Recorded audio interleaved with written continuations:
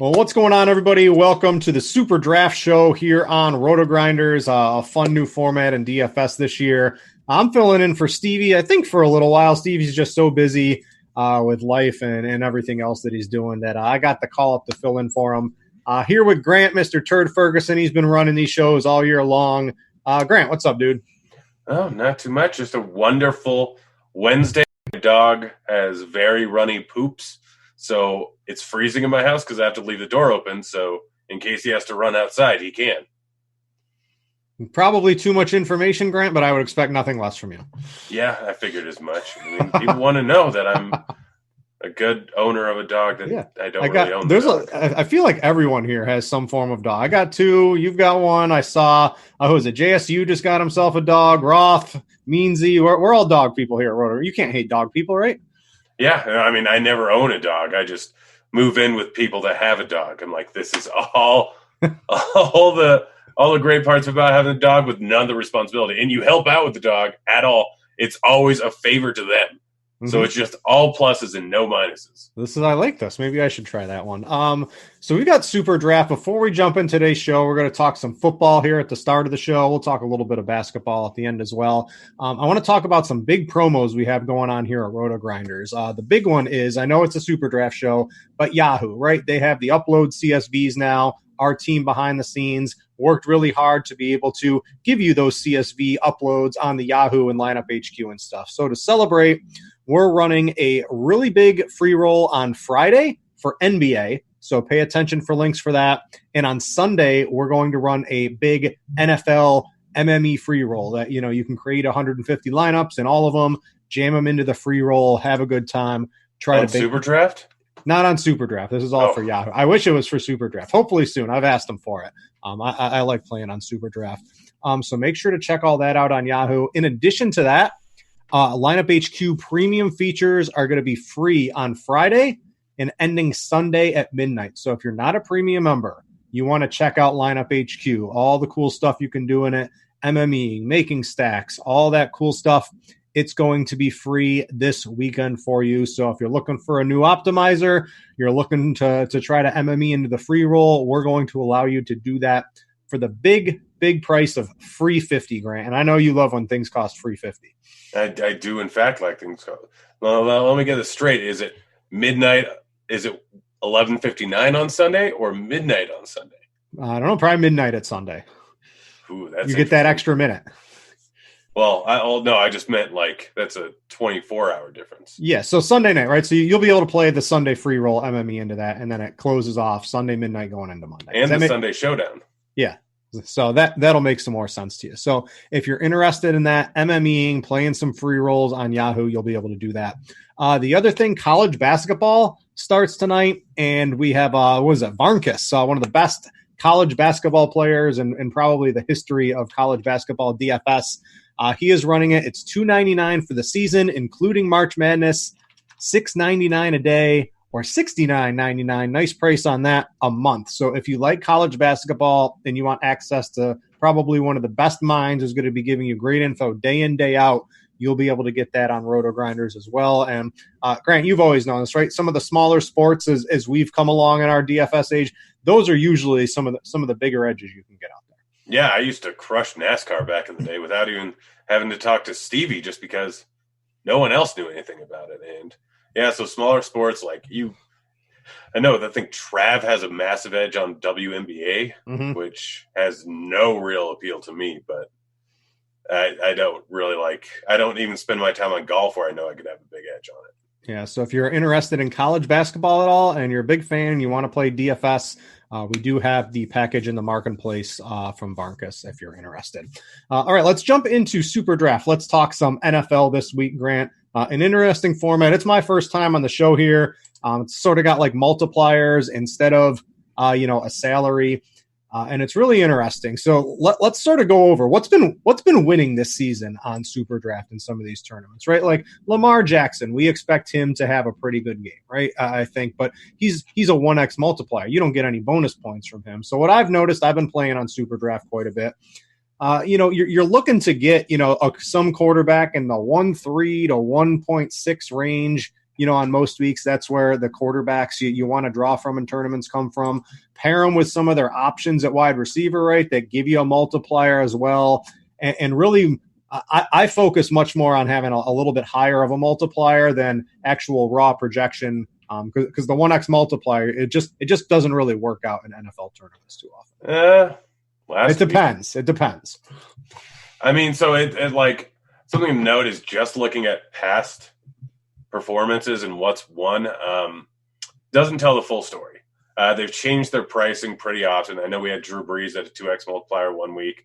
Yep. I know at the beginning of the season we had Goff and Stafford both at 2x multipliers. We haven't had peak Mahomes too often. It changes on a week-in, week-out basis, and you have to look at everything kind of in a vacuum. Generally, quarterback numbers regress towards the mean a little bit, like everyone's going to end up with around 20 points, plus or minus a few points.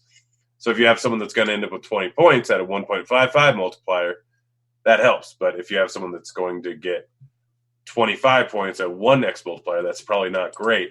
So it changes on a week-to-week basis, and you just kind of have to look at things in a vacuum and where ownership's going to lie. Last week it was interesting with Wilson, because he was a 1x multiplier.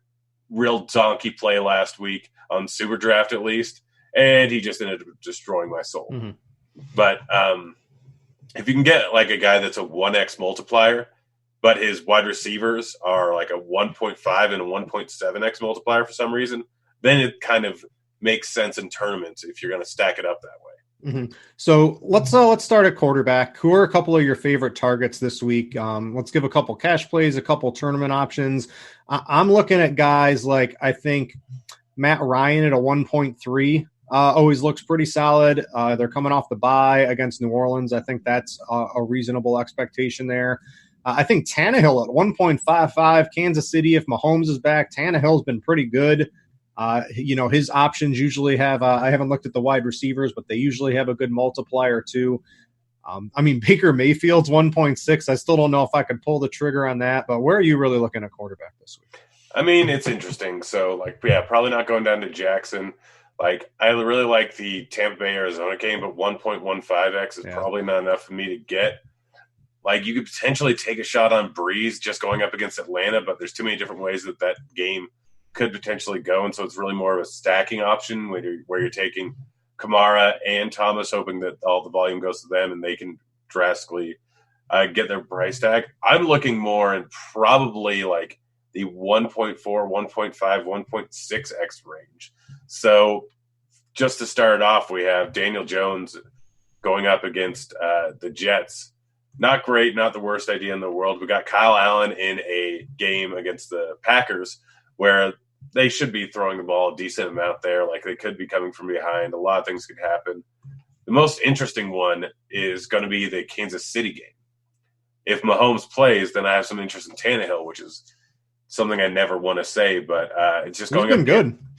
He has been. The big thing on SuperDraft is it's a 2-point bonus for a 300-yard or it's a 2-point 300-yard bonus. So with 1.55x multipliers, that becomes 3.1x or 3.1 points here. Tannehill's gone over 300 yards in 2 of his last 3 games, with two of the 3 games they started this season. And he goes up against a good game script going up against KC. If Mahomes doesn't start, then we got more on the other side at 1.55x multiplier. So that's really where I think I'm looking at. If you want to go balls to the wall, like Rudolph going against the Rams, I don't like playing Mason Rudolph. Rudolph's ever. Trash. I don't like Rudolph. He's checked down Charlie. Yeah, but still, all he needs is one big throw and a few touchdowns. It's an interesting spot. I'll just put it that way. And then if you want to go with the 1.3, get a little bit more safety, I like the upside of Matt Ryan there, especially with he's guaranteed the 300-yard bonus. Mm-hmm. I was hoping Hoyer would probably be a little better, but they priced him up in advance, so they had some pretty good pricing there, both at the same multiplier as Brissett. But yeah, I think Tannehill is one of my favorite targets at 1.55. You go over to receiver, you'll be able to get a decent multiplier on his targets too. In Kansas City, I think Mahomes probably ends up suiting up. And even if he doesn't, I still think Matt Moore is good enough with Andy Reid to probably put up some points. So I'm going to leave Tannehill in there for now. I want to go to running back. And of course, this is interesting because you have McCaffrey and he's a 1X. But when he gets you 35 to 40 fantasy points, doesn't really matter what your multiplier is. The problem I'm running into this week, Grant, is the 1.6 range is loaded with players that I want to play this week. We've got David Montgomery at 1.6, Derrick Henry at 1.6, Singletary 1.6. David Johnson, I think news just broke right before this that he's ready to play against the Buccaneers. The 1.6 range is loaded. How do you balance sort of the, we haven't seen a fantasy player like Christian McCaffrey in probably like 6 or 7 years in DFS, where it seems like it's a guaranteed 30 plus fantasy points every single game. How do you balance him versus some of the upside plays at that 1.6 range? Honestly, I'm going to be using all of them because Montgomery can absolutely bust. David Johnson, it's a tough matchup. He can bust. He'd still probably be one of my favorites. Derrick Henry, he's got the plus matchup. He's the guy I really like. But we look all the way down to this 1x, 1.1x, 1.2x range. We got Barkley at 1.15. I mean, it's a difference of 0.45 in terms of multiplier. And Barkley absolutely has 30-point upside, while Derrick Henry probably only has 20-point upside. So you look at things in a vacuum there, and they've got the same upside. Probably Barkley has a higher floor because his floor is close to 18, so it's going to be 20 there, while Derrick Henry's floor is probably closer to 9 or 10. If he does not involved in the passing game, he may not get a touchdown, while Barkley's more than likely in this matchup here to get the 100-yard bonus here, so that adds an extra 2 points on top of it.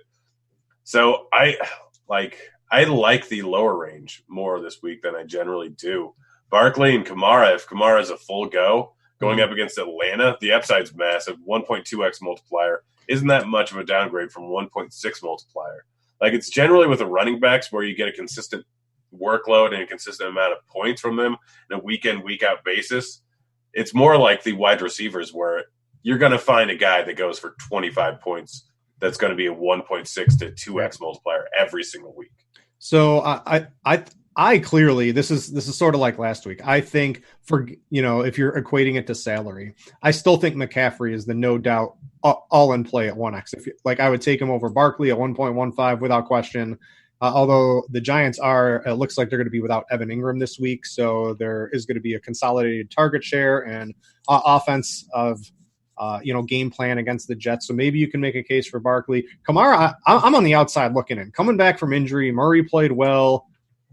I don't know. I'm not on Kamara as much. You can't really pass against the Atlanta running backs like you used to. This year, they're really shutting it down, but they're giving it up elsewhere on the field. So I think I would just much rather play McCaffrey. I like what's your favorite? I mean, I think Montgomery. I like Derrick Henry quite a bit in this game. Everybody is running all over Kansas City right now. You seem to be a little bit more down on these guys than I am. So what's the hate in Montgomery? Why the hate on Derrick Henry? The floor's too low for you? I'm looking for ceiling.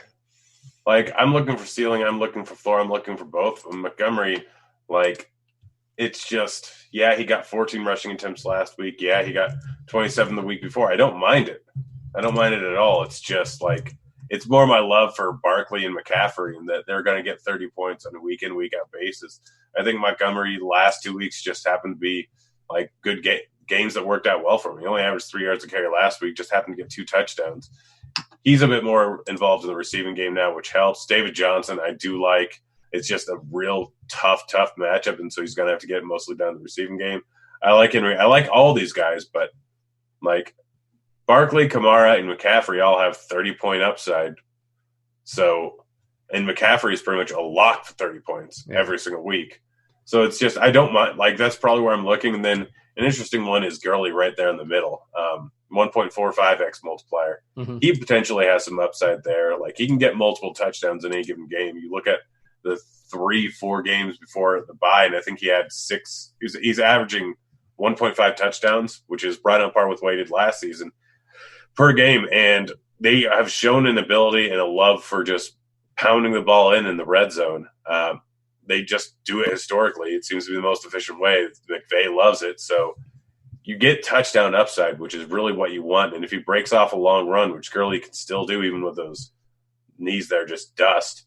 So I like Gurley too, but I don't have a hard leaning towards any of these guys.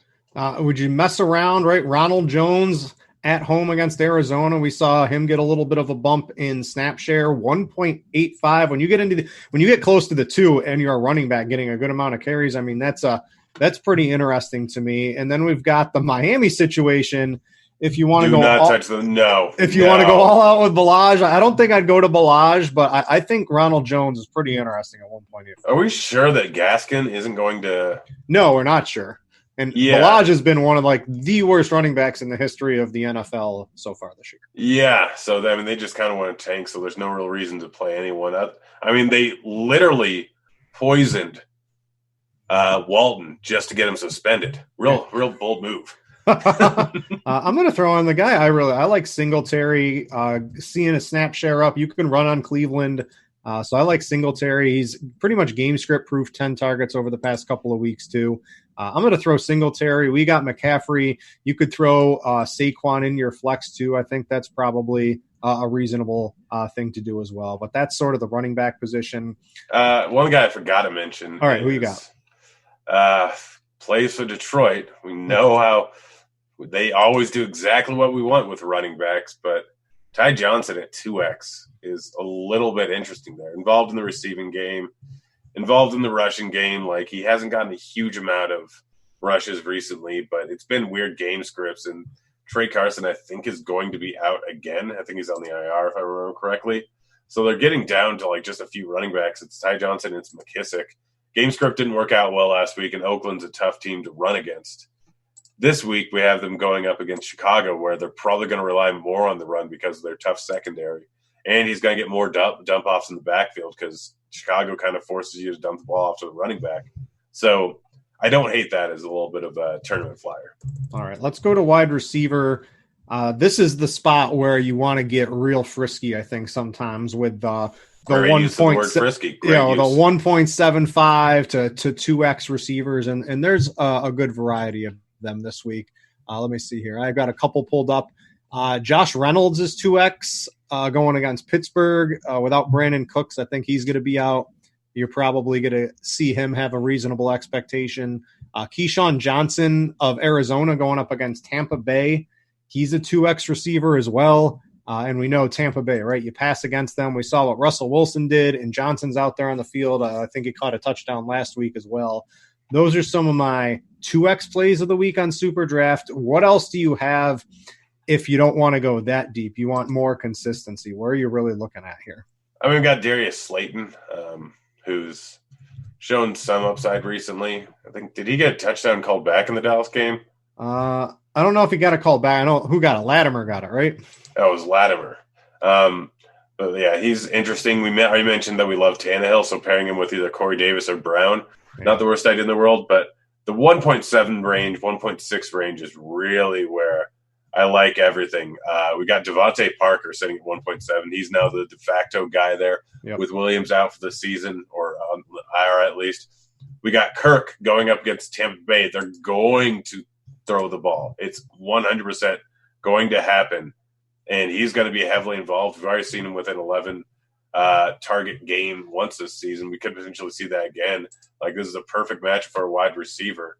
We got Amendola at 1.7, which isn't a terrible play. We got Curtis Samuel if he plays at 1.65. We got Hollywood Brown going up against Cincinnati, who's horrible, and he's 1.6x multiplier. We got Pascal with Hilton out again, going up against the worst pass defense in the league, 1.6x multiplier. And we got Boyd, who's still going to get a high volume of targets. I'd assume we don't know exactly how what's-his-name is going to do in the offense, or who he's going to kind of just try and throw the ball to. But we could see a massive volume of targets to Boyd. Yeah, and we got it looks like AJ Green's doing the hokey pokey. You know, he doesn't have a contract, might not play. That just kind of came across just before we came on air. So, yeah, Boyd's interesting. He did get shut down in that first game by Marlon Humphrey. But, I mean, they're going to have to throw the ball to somebody in this game. So, do you tend to, in your tournaments, do you ever play the Mike Evans, the Michael Thomas, the 1X receivers? I usually don't. What's your overall strategy there? I generally don't. Just don't see enough upside. Granted, Evans can go for 40 points. Apparently, if you're playing, if you're playing Winston at 1.15, and then you got to pair him with Evans and Godwin, you're just. I don't think you have to pair him with both of them. I don't think you're just really. They can have big games, but you're just not getting the multipliers at the wide receiver position that I think really end up taking down a lot of the big tournaments. Yeah, so I'm probably staying away from all the way from 1 to 1.15. Like, those guys just aren't worth it in my book. It gets a little bit interesting when you get to the 1.2, like Adams and Cup. Like, yeah, Cup should be like 1.05 or something like that. Yeah, both of them are interesting into the 1.3x range. I like Marvin Jones there at 1.3. Not a bad option. We got Golden Tate at 1.4. Calvin Ridley. We don't know how he's going to do in that offense without Sanu in there, so he could potentially be in for a big game. And then 1.5x range, we got Moore and we got Crowder. Crowder just seems to be getting targeted like crazy. This 1.5 to like 1.8 is just absolutely loaded with all the plays you want to play, I think, this week. Yeah, right there with you. Really, really like it. Although I'm probably not going with Sammy Watkins because he's killed me enough this season. Okay, if Mahomes is back, think twice about that one.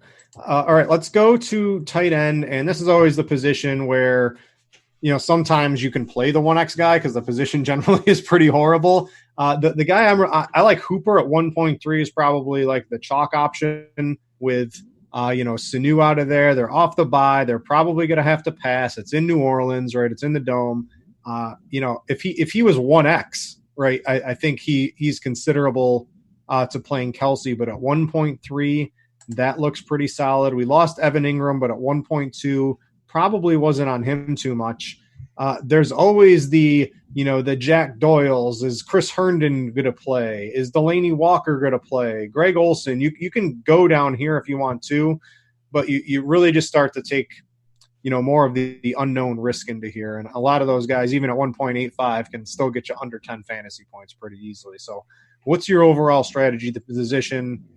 Hooper to me looks like a safe floor with some upside with a halfway decent multiplier as well. Yeah, Hooper's probably the top option. Just dude's getting like 15 points a week. When was the last time we saw him with under 10 points? I think it was week 2. Just been crushing, getting volume. You mentioned Sanu out of there.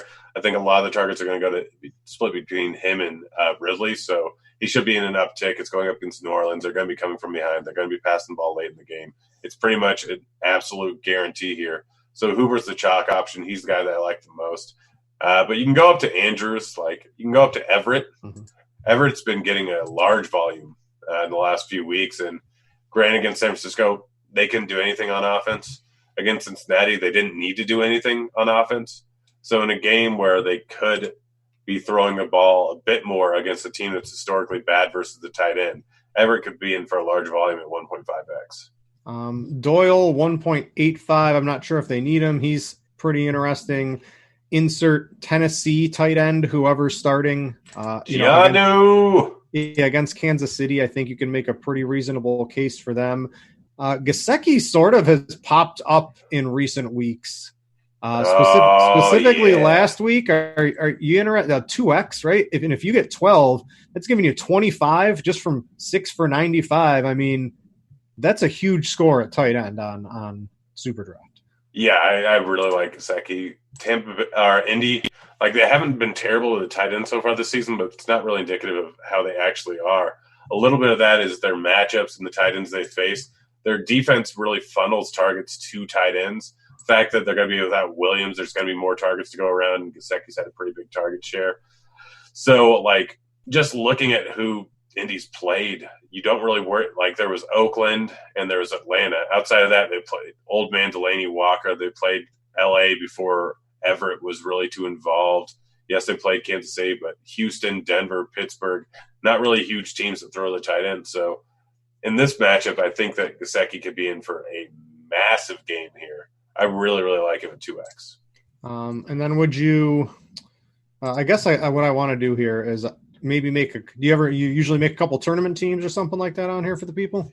Yeah, I would generally try and do a game stack or like do what stacks we can do because it's always interesting in tournaments. Let's pick a couple of those. So what's your favorite one going into this week? I think mine is setting something up with Tennessee because you get some multipliers on the receivers. And then I know you just dissed Sammy Watkins, but I think him at like a 1.5 plus X or something like that is a pretty reasonable run back. Yeah, I think he's a pretty decent run back, but also I think you can go with Kelsey just because the like not great position that tight end is, and locking in 16 to 18 points is not the worst idea in the world, even though he hasn't been producing that lately, but he still probably should at some point. So I don't mind that one. Like who do we pair Tannehill with? I got Corey Davis in here. I want to ask your strategy. Are you more right, like 4-man, 5-man game stack, and that's all the rage on like the DraftKings Millionaire Maker, though that's what's really showing up in the top lineups. Do you subscribe to that sort of same strategy on a site like SuperDraft? Not as huge of a tournament, but you are shooting for basically the most upside possible. I mean, it entirely depends on it depends on their multipliers. Like, I'm not going to stack up the Tampa Bay game, throw Winston, Godwin, Evans, and Fitzgerald into the same lineup. Yeah. A whole bunch of 1x multipliers. Yes, it can go off, but you're going to need close to 300 points to take down this. And so not getting big multipliers just isn't worth it. But we go, like, let's just point some random 1.4 guy out. Darnold. Like, I hate Darnold. I don't like him at all. But the game stack works out great. So we take Darnold in there, we throw him in, and you look at the wide receivers. Crowder is currently at a 1.55x multiplier. With the volume, he can absolutely crush there. Demaryius Thomas, even though he's old and dust, he's still getting targets most weeks here. 1.95x multiplier.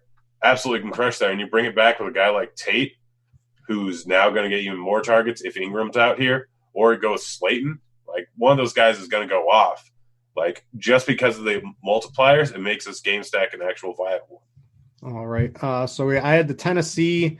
Grant talked up the Giants, and then let's look at sort of what the Tampa Bay stack, right? If you try this, and let's just explain. Evans and Godwin, maybe not Fitzgerald, maybe you play Kirk. Although the half P, I always hate the half. I wish it was full PPR, but it's half PPR, and Kirk really thrives on those short passes and volume. Going to need to get into the end zone, but you're just right. Even if Winston has 30, I mean, you're still getting a good score. It's just the 30. It's still usually not enough at the quarterback position. 30 is generally enough. I think last week, like, your best options were around 30. They've tightened things up a lot, so you don't have those 1.6x multiplier guys. Like, you look those at those 2x Goff and Stafford weeks were the best. Yeah, well, the 2x Drew Brees week was actually the worst because I'm like, well, I have 80%. Stacking is irrelevant. I'm just doing pieces. Like, I threw in Brees, and then I threw in just a hodgepodge of players and didn't care about game stacks at all. It was a terrible week. It ended up all right, but it was just a terrible week, and I was angry the entire time. But, like, you look at 1.2 with Brees and Stafford, like, that's about the highest where you get a premium quality quarterback. You have Allen, but it's a low total game. But, yeah, so you're going to be with Hoyer, you're going to be with Darnold, you're going to be with Jones, Fitzpatrick, Allen, Trubisky, Tannehill, Moore. None of those guys sound like great quarterbacks at all. So getting the extra 1 or 0.4x multiplier on it does not help you that much. So if you have a guy, like, if I'm going to stack up the Tampa Bay game, I'm probably using Kyler Murray instead of Winston, just because Winston has not gotten to 30 points, I don't think, at all this year. He got to the 30 points once this year. Like, the rest of the time, he's going to turn the ball off and over enough where I would rather use Murray, either Evans or Godwin, because one of them goes off every single week, and then throw in Ronald Jones. 1.85x multiplier. There's going to be a lot of scoring, and Tampa Bay is, in fact, ahead. They're probably going to be pounding the ball with Ronald Jones, and so he'll pay off. So that's a way that you can make a game stack work without taking Winston at quarterback. All right. Well, I think that's going to do it for the NFL portion of the show today. Thanks to you that tuned in and are listening for NFL. We're going to transition now into some NBA.